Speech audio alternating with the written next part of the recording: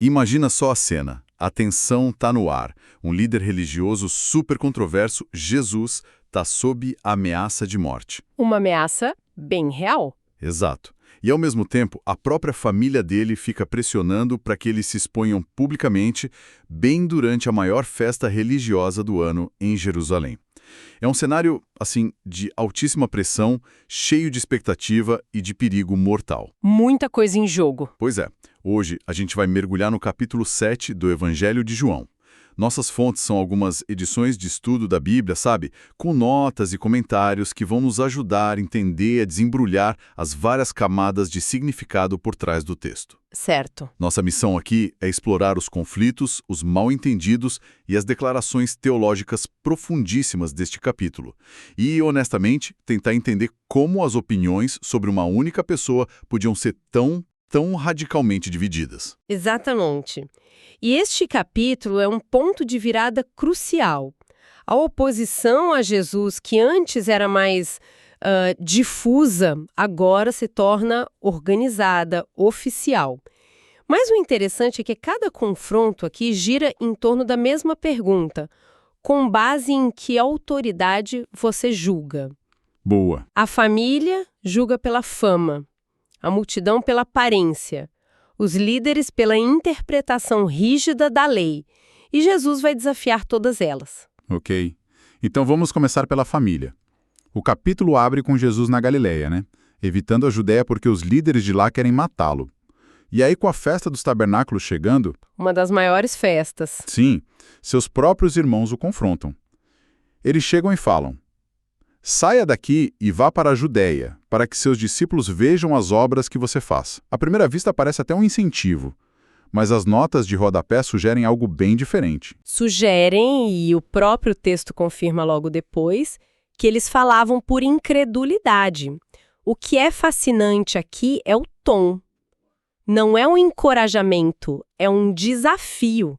É quase um sarcasmo, sabe? Tipo um vai lá se você é o tal. Exato. É como se dissessem: se você é tão importante assim, por que está se escondendo aqui na província? Vá para o grande palco, vá para Jerusalém, prove o que você diz ser. Eles pensam em termos de poder, de espetáculo, de validação pública. E a resposta de Jesus me parece, sei lá, quase rude. Ele diz: o meu tempo ainda não chegou, mas o vosso tempo sempre está pronto. E depois, o mundo não pode odiar vocês, mas a mim ele odeia. Ele basicamente está dizendo: o problema de vocês não é o meu. Por que uma resposta tão ríspida para a família? Essa é uma ótima pergunta. A rispidez vem do choque de duas visões de mundo. Os irmãos operam na lógica humana.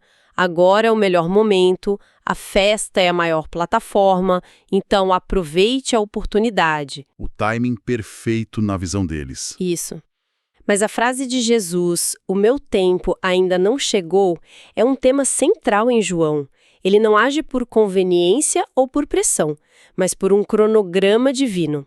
Ele está dizendo para eles que a missão dele não é buscar a aprovação do mundo, como eles sugerem. É o contrário. É confrontar o mundo, e por isso o mundo o odeia. Seus irmãos, por não acreditarem, ainda faziam parte da lógica do mundo. Por isso o tempo deles sempre estava pronto. Entendi. A tensão é entre o tempo do homem e o tempo de Deus. Mas aqui é que fica realmente interessante. Depois de dizer que não ia, o versículo 10 diz que, quando os irmãos já tinham ido para a festa, ele também foi, só que não publicamente, mas como em segredo. Isso parece uma baita contradição. Ele diz uma coisa e faz outra. Olha, não é tanto uma contradição, mas uma correção da premissa deles. Ele não disse eu nunca irei. Ele disse que não iria ainda. Não no tempo e no modo que eles sugeriram, sabe? Ah, faz sentido. Ir secretamente mostra que ele está ciente e no controle da situação.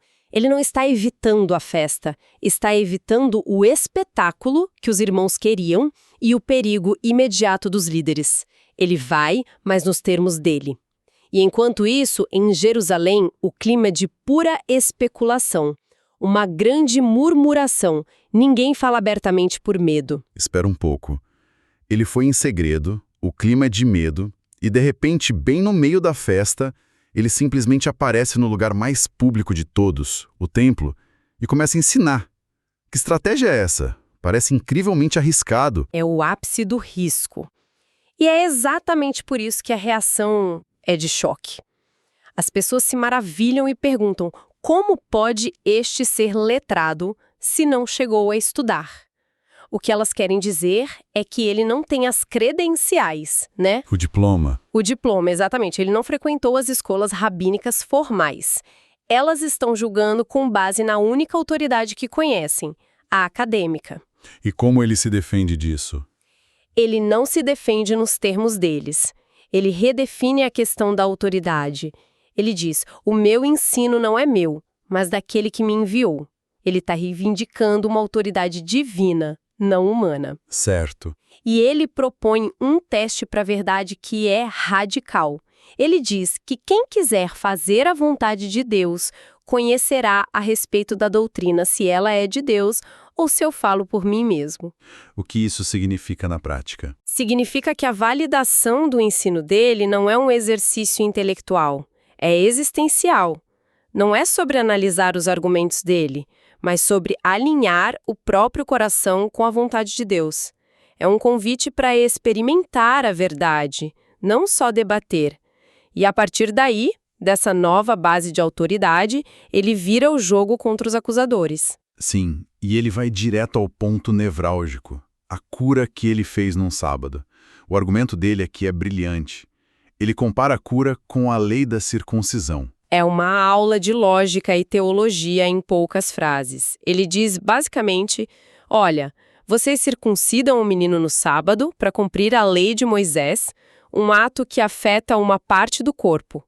Por que ficam indignados comigo por ter restaurado um homem por completo no sábado? Uau! Ele expõe a hipocrisia deles, mostra que eles mesmos quebram o sábado por um ritual, mas o condenam por quebrar o sábado por um ato de misericórdia total. É um nocaute argumentativo. E ele conclui com uma frase que é o coração do capítulo. Não julgueis segundo a aparência, mas julgai segundo a reta justiça. E essa frase é quase uma isca, porque logo em seguida a multidão de Jerusalém cai exatamente nessa armadilha, né? Exato. Eles acham que sabem de onde Jesus vem e usam essa aparência para desqualificá-lo. Exatamente. O argumento deles é, nós sabemos de onde este homem é. Quando, porém, o Cristo vier, ninguém saberá de onde ele é. Havia essa tradição popular de que a origem do Messias seria misteriosa. Eles estão usando o conhecimento que têm. A origem terrena dele, de Nazaré. Isso, a origem conhecida de Jesus de Nazaré, para provar que ele não pode ser o Cristo. Estão julgando pela aparência, pelo que os olhos veem. E Jesus, ouvindo isso, eleva o tom. Ele clama no templo: Vós me conheceis e sabeis de onde sou. Eu não vim de mim mesmo, mas aquele que me enviou é verdadeiro, o qual vós não conheceis. Isso é uma acusação gravíssima. É uma afronta direta. Ele está dizendo para os guardiões da fé de Israel que eles não conhecem a Deus. É a declaração mais incendiária que ele poderia fazer naquele lugar. E a reação é imediata. Tentam prendê-lo. Mas não conseguem. Não conseguem. E, mais uma vez, o texto repete aquele tema. Ninguém lhe pôs as mãos, porque a sua hora ainda não havia chegado. O cronograma divino segue inviolável. A tensão só aumenta. E aí a gente chega no clímax do capítulo. No último e mais importante dia da festa, Jesus se levanta e faz um convite em voz alta para toda a multidão. Ele proclama: Se alguém tem sede, venha a mim e beba. Quem crer em mim, como diz a Escritura, do seu interior fluirão rios de água viva. Por que essa proclamação especificamente no último dia da festa? Tinha algum significado nisso? Um significado imenso. Durante a festa dos tabernáculos, havia uma cerimônia diária. Um sacerdote pegava a água da fonte de Siloé num jarro de ouro e a derramava no altar do templo. Certo. Era um ritual que lembrava a água que Deus deu da rocha no deserto e também simbolizava a oração por chuva, a esperança messiânica. No último dia, essa cerimônia era especialmente solene. É nesse exato contexto que Jesus se levanta e grita: Se alguém tem sede, venha a mim. Ele se coloca como a fonte. Ele está se identificando como a verdadeira fonte, a realidade para a qual todo aquele ritual apontava. Uau! Isso torna a declaração muito mais poderosa e, pros líderes, muito mais blasfema, imagino. E o texto depois explica a que água viva ele se refere. Sim, e a nota de rodapé aqui é crucial. João explica. Isso ele disse a respeito do Espírito, que os que nele crescem haviam de receber. A promessa dos rios de água viva é a promessa de uma nova vida interior, sustentada pela presença do Espírito Santo. Certo. E o texto adiciona uma condição, porque Jesus ainda não havia sido glorificado. Em João, glorificado se refere ao evento completo da sua morte, ressurreição e ascensão. A vinda do Espírito em plenitude está diretamente ligada à obra completa de Jesus na cruz. E essa declaração, como era de se esperar, racha a multidão ao meio. Alguns dizem, este é o profeta. Outros, este é o Cristo. Mas aí os céticos voltam com outro argumento, desta vez baseado nas Escrituras. Eles perguntam, por acaso Cristo virá da Galileia? Não diz a Escritura que o Cristo vem de Belém? E aqui está um insight crucial. É um exemplo clássico de ironia dramática. O que engana a multidão não é a falta de conhecimento. É o contrário. É a certeza que eles têm com base num conhecimento que é, parcial. Eles conhecem a profecia de Miqueias sobre Belém. Estão corretos nisso. O que eles não sabem ou ignoram é que Jesus, embora criado na Galileia, nasceu em Belém. Então eles estão tão confiantes no que sabem que nem sequer consideram o que não sabem. Exatamente. É um lembrete poderoso de como um pouco de informação pode ser mais perigoso do que nenhuma. Mas eles voltam de mãos vazias. E a justificativa deles é impressionante.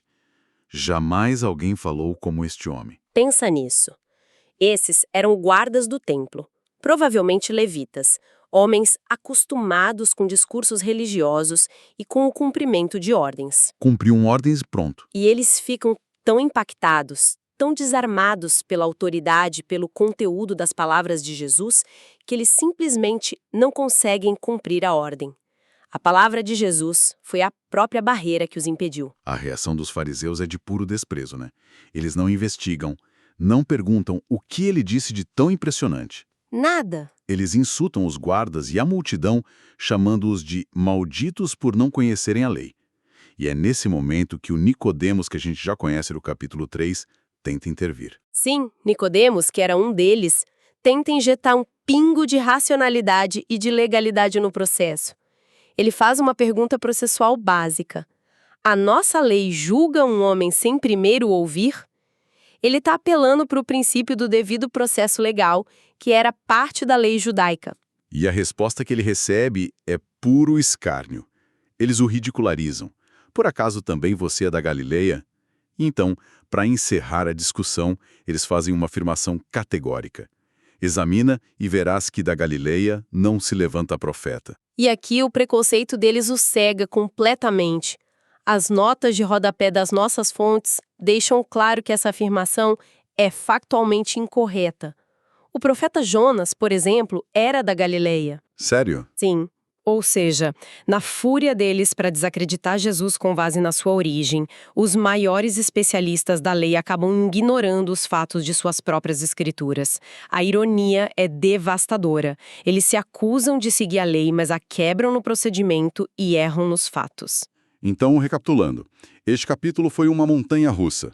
Começou com a tensão familiar, passou pelo debate público acalorado, chegou aos confrontos teológicos no templo e terminou com uma oposição oficial dos líderes que agora estão cegos pela própria raiva. Totalmente. E a grande pergunta que paira sobre cada cena é: quem, afinal, é Jesus? Exato. E se a gente conecta tudo isso, o conflito central reside na base para o julgamento, como dissemos no início. Jesus apresenta a sua autoridade como divina, os outros o avaliam com base em critérios humanos e informações incompletas. Falta de diploma, origem geográfica, supostas violações da lei. A aparência. A aparência. O capítulo inteiro é um embate entre julgar pela aparência e julgar pela reta justiça. A questão que fica no ar é: quais critérios são válidos para determinar a verdade sobre alguém ou alguma coisa? E isso nos deixa com um pensamento final para refletir. Os fariseus, os maiores especialistas da lei da época, declararam com total e absoluta confiança que da Galileia não se levanta profeta. Uma afirmação que as próprias escrituras deles poderiam ter refutado com uma pesquisa mínima. Um erro primário. Pois é. Isso nos leva a uma reflexão importante. Como a convicção profunda, mesmo entre especialistas, pode criar pontos cegos tão poderosos que nos impedem de reconhecer a verdade, mesmo quando ela está bem diante de nós.